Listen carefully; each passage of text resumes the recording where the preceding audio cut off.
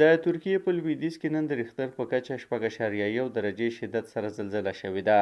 د دغه زلزلې مرکز د بالیکسیر ولایت د سندرګي ښار د 6 کیلومترۍ ژورۍ سره ښودل شوی دی.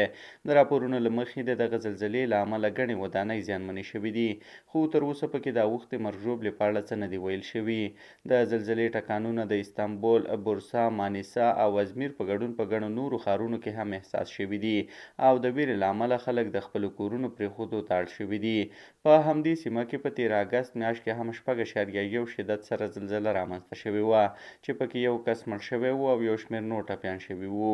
په ترکیه کې په تیر 2023 میلادي کال کې هم یوه سخته زلزله رامنځته شوې وه چې له امله یې 55 تنو خپل ژوند له لاسه ورکړی و او ګڼ شمېر نور پکې ټپیان شوي وو.